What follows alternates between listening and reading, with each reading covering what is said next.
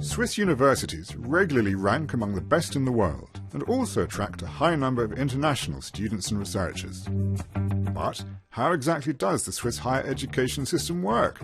We'll walk you through it. First, we'll tell you about the different types of Swiss universities and explain how to access the university system. Then, we'll explain how international students fit into this system. There are three types of universities in Switzerland. We have traditional universities that you would find elsewhere in the world. There are 12 of them, 10 cantonal, plus the 2 prestigious Federal Institutes of Technology, one in Lausanne, EPFL, and one in Zurich, ETH Zurich. These 2 regularly rank high in international surveys. Each year, more than 150,000 students enroll at these universities to learn theory, analysis, and research methodology. The bachelor's degree takes 3 years and opens the door to a master's degree, which usually takes another 2 years. After that, there are PhDs, which can take around 4 years. Then there are the Universities of Applied Sciences and Arts. There are 9 of them. These special Swiss universities are more practical and industry-oriented. Some degree programs, like landscape architecture, and some health sciences, arts and music degrees can be taken only at these institutions. Internships are usually part of the curriculum. Students obtain bachelor's and master's degrees, but not usually PhDs.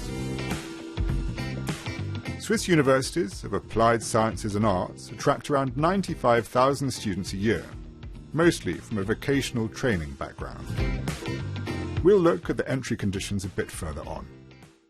The third type are universities of teacher education, which train teachers from pre-primary to upper secondary level, as well as teachers for children with disabilities. There are 20 of them, and they are attended by around 20,000 students a year.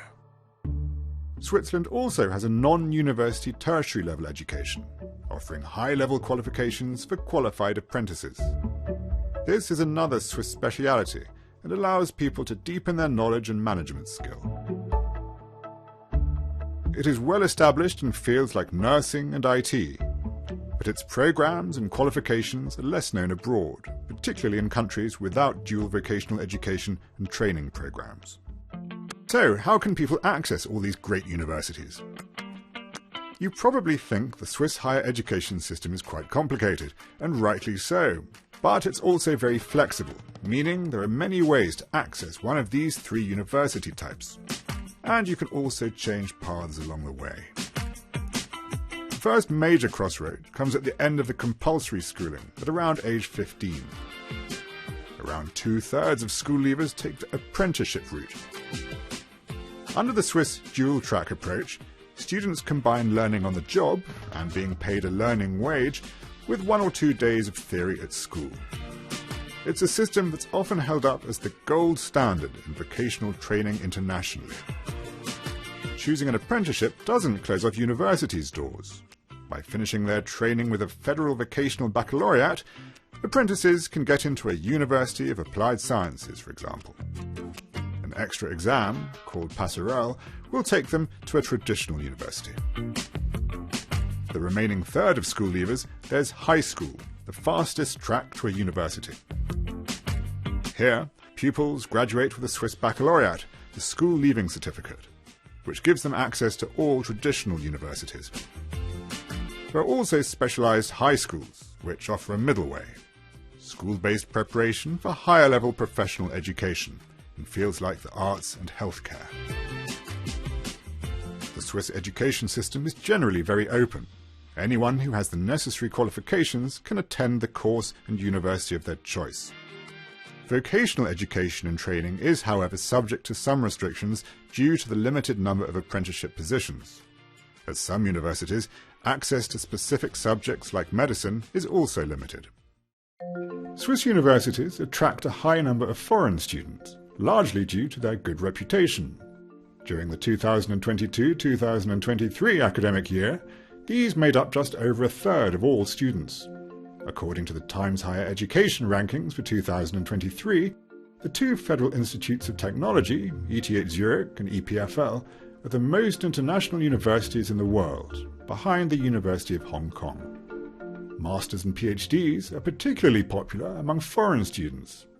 According to the OECD, foreign students accounted for 58% of doctoral graduates in 2020, compared to just 27% among OECD countries.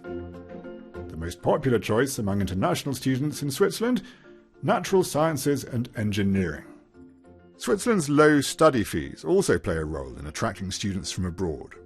Some universities charge slightly more for international students, but overall you can expect to pay between 500 and 2,000 francs in tuition fees per semester. However, living expenses in Switzerland are high. Swiss admission requirements are relatively straightforward for foreign students. A student visa for those who come from outside most of Europe might be required, and a good grasp of the language of instruction, which can be German, French or Italian, is key. For some graduate programs, the language of instruction is English. Oh, Martin, where are my gloves? They aren't here. Perhaps they are in your house. No, perhaps they are in your house. Perhaps they are in your house. However, Swiss higher education is facing some challenges. In 2021, Switzerland was excluded from Horizon Europe, the European Union's flagship research programme. This followed non-EU Switzerland's decision to pull the plug on a draft treaty binding it more tightly to the European bloc. Swiss universities have warned of serious consequences if the country continues to be excluded from the top table of EU research and research funding. Switzerland has also not been a full participant in Erasmus Plus, the European student exchange programme, since 2014. This was a consequence of a controversial vote to reintroduce immigration quotas for EU citizens. Students in Switzerland really want to get back into the scheme. Student unions have handed in several petitions over the years. The Swiss government says its aim is reassociation with both Horizon Europe and Erasmus Plus. But for now, the situation remains hampered by the ongoing political stalemate.